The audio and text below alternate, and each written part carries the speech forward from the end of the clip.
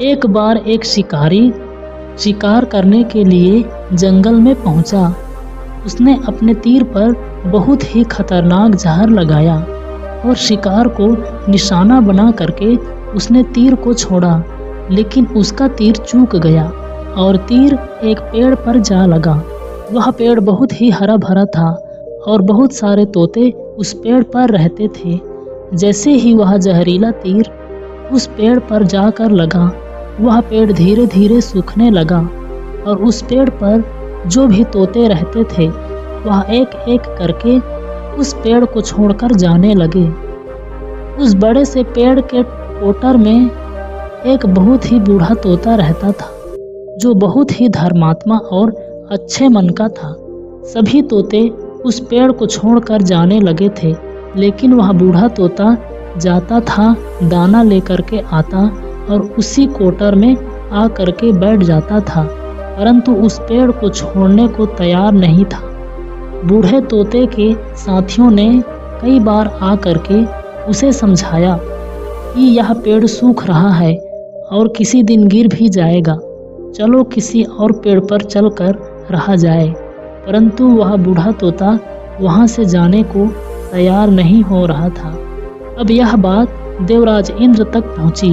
उन्हें बताया गया कि एक तोता है, वह जिस पेड़ पर रहता है उस पेड़ पर एक जहरीला तीर लगने के कारण सूखने, गिरने और ख़त्म होने के कगार पर आ पहुँचा है, और एक बूढ़ा तोता अभी भी वहीं पर रह रहा है। वह दाना लेकर आता है और वहीं पर रहता है, जबकि उस जंगल में बहुत सारे पेड़ हैं, लेकिन वह उसी पेड़ पर रह रहा है।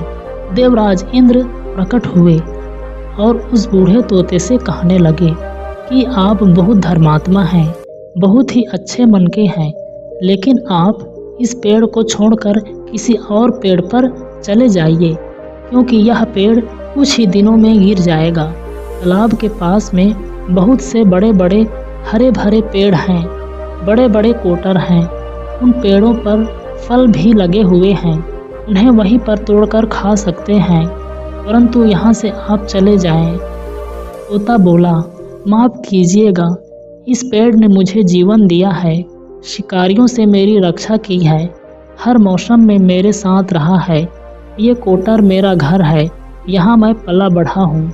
इस पेड़ को मैं छोड़कर कैसे जा सकता हूँ? इस पर संकट आया है तो क्या मैं इसे छोड़कर चला जाऊँ? मैं ऐसा कभी नहीं कर सकता।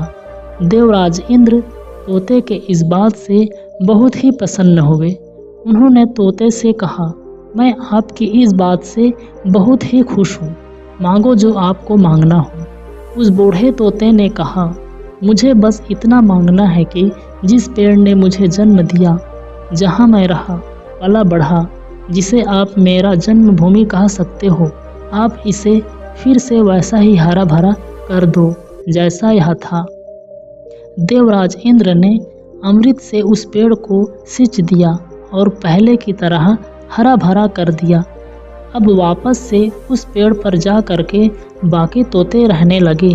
वह बूढ़ा तोता कुछ समय तक और जिंदा रहा, फिर उसकी मृत्यु हो गई और वह स्वर्ग में चला गया। यह कहानी हमें सिखाती है कि जब भी किसी इंसान का बुरा दौर आता है तो वह इमोशनली टूटा हुआ होता है, उसे किसी के सहारे की ज़रूरत होती है, किसी की आवश्यकता होती है। अगर आप ऐसे समय में उसे छोड़कर चले जाएंगे, उससे बात नहीं करेंगे, मुंह मोड़ लेंगे, तो आपसे बुरा कोई नहीं है, क्योंकि आप किसी के सुख का साथी बने या ना बने, लेकिन आपको हमेशा किसी के दुख का साथी ज़रूर बनना चाहिए।